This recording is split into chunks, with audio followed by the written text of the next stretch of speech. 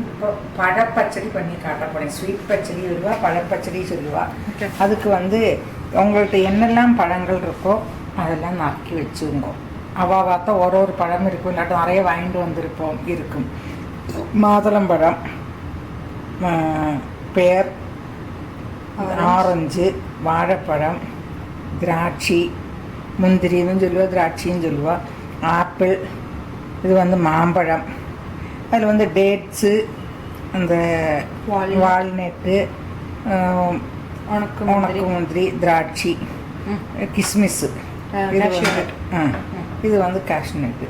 இதெல்லாம் இப்போ நான் எங்கிட்ட இருக்கிறது இதெல்லாம் வச்சுருக்கேன். வேணும்னா பைனாப்பிள் வேறு என்ன உங்களுக்கு நல்ல நல்ல பழங்கள் என்னெல்லாம் பழம், இந்த பச்சை முந்திரி இருக்கும், கிஸ்மி, இந்த திராட்சை, இது கருப்பு திராட்சை, அதே மாதிரி பச்சை இருக்கும், பழைய கலர்லேயும் கிடைக்கிறது, அதுவும் வாங்கிட்டு போட்டுக்கலாம். எல்லாத்தையும் போட்டு இப்படி வச்சுட்டு ஒரு பண்டிகைக்கு ஒரு ஸ்வீட் பச்சடி, ஒரு கார பச்சடி பண்ணுவா. ஸ்வீட் பச்சடிக்கு இதை பண்ணிக்கலாம். ஓகே, எல்லாருக்கும் பிடிக்கும். அதுவும் குழந்தைகள் ரொம்ப விரும்பி சாப்பிடும். பார்த்து ஃப்ரூட்ஸ் எல்லாம் உள்ள போன மாதிரி ஆச்சு. இப்போ கொஞ்சம் அரை டம்ளர் தண்ணி ஊற்றிடுங்க, வெள்ளம் ஊற்றுவோங்க. அதில் இந்த சின்ன ஒரு டம்ளருக்கு ஒரு டம்ளர் சுகர் எடுத்துருக்கேன். சுகர் எல்லாம் இஷ்டம் போல போட்டுக்கலாம். இது வந்து இத்திராமணத்துக்கு இந்த ஒரு கிளாஸ் டம்ளர் சுகர் எடுத்திருக்கேன். தேனும் விடுவேன். ஓகே, அதனால தான் கம்மியாக எடுத்திருக்கேன். இது கம்பி பாகமாக வரைக்கும் வரணும். ஓகே, എന്നിട്ട് ചൂടാറിയിട്ട് മാമ്പഴത്തേന് എല്ലാ പഴത്തെയും ഒന്നിച്ച് പോട്ട് ഇളക്കണം. ആവട്ടെ. ഷുഗർ നന്നായിട്ട് നന്നായി അരച്ച് ഇതിൽ ഒരു തക്കാളി അരച്ച് വെക്കുമ്പോൾ കളർക്ക് വേണ്ടിയിട്ട് നന്നാക്കുന്നത്. ടേസ്റ്റ് നന്നായിരിക്കും. ചിന്ന ചിന്ന നറുക്കിയിട്ട് വേവിച്ചാലും പറവാല്ലേ. ഇത് നന്നായി വെറ്റി വേകട്ടെ. அந்த தண்ணி இதுவும் போகணும். தண்ணி போகணும். இதுவே ஒரு தக்காளி ஜாம் மாதிரி ஆயிடும். தக்காளி ஜாமுக்கு தான் பண்ணுவாங்க. தக்காளியை அரைச்சி விட்டுட்டு, தக்காளி என்ன குறை தான் நரைக்கப்படும், ரொம்ப அரைக்கண்டா. இது பார்த்தாலே இந்த மாதிரி இருக்கும். அதை ஒன்றும் அரைச்சி ஒன்றாட்டு ரொம்ப சின்ன சின்ன பொடி பொடியாக நறுக்கிடணும். பஞ்சாரப்பாகில் போடணும். இது இப்போது நம்ம வெட்டியாச்சு. இது சூடாகணும். ഗ്യാസ് അണയ്ക്കണം. ഇത് ചൂടൊന്ന് ആറിയിട്ട് എല്ലാ പഴങ്ങളെയും പോട്ട് ഇളക്കണം. റോസ് എസൻസ്, തേന് എല്ലാം അതിൽ വിടണം. ചൂടാറുണ്ട്. இது ஆறியாச்சு.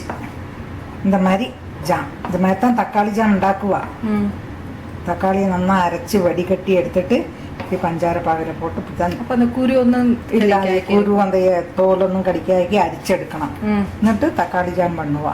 தக்காளி ஜாமும் ஆயாச்சு.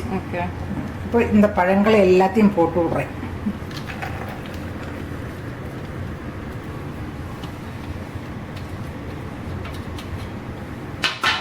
அதுக்கு கொஞ்சம் தேன், ஒரு 4 டேபிள் ஸ்பூன் நெய் விட்டு தேன் விட்டுவோங்க.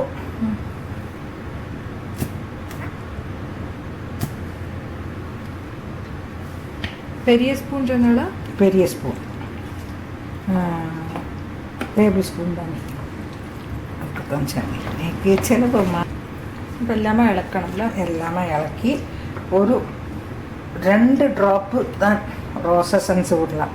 எத்தனை 1/4 டீஸ்பூன், ஒரு ட்ராப்பு 2 ட்ராப்பு மேக்ஸிமம். இந்த மாதிரி ஒரு சின்ன ஒரு வாசனை ரொம்ப அது தகட்டப்படாது. ஆமாம், ஃப்ரூட்ஸோட இதுதான் ஃப்ரண்ட்டில் நிற்கணும். ஆமாம், ஒரு 4 ட்ராப்பு விட்டுங்கோளே இதுக்கு, இந்த சாதனத்துக்கு. இல்லை ஏலக்காய் போடுறவா இது போட்டா ஏலக்காய் போட்டுனா போதும், நல்லா இருக்கும். இது கொஞ்சம் കഴിയാത്തக்குள்ள தண்ணி உருந்து அலிஞ்சுட்டு நல்லா இருக்கும். இன்னும் தண்ணி விட்டுக்கும். இது கொஞ்சம் அலிஞ்ச தேன் எல்லாம் விட்டுருக்கு, எல்லாத்தையும் சேர்ந்து வரும் இல்லையா. அது நல்லா இருக்கும். இது ஃப்ரூட் பச்சடி, ஸ்வீட் பச்சடி சொல்லுவோம். குழந்தைலாம் எல்லாருமே விரும்பி சாப்பிடுவா. സ്വാമിക്ക് നൈവേദ്യം പണിയിട്ട് ഒരു സ്വാമിക്ക് ഇന്നേക്ക് നമുക്ക് പൂജയ്ക്ക് ഒന്നുമില്ല, ഒന്നും ചമയ്ക്കത്തക്കുമില്ല, ഒന്നുമില്ല എന്ന് വെച്ചാൽ വേഗം പഴങ്ങളാക്കിയിട്ട് കൂടെ ഒരു പണി വയ്ക്കുക.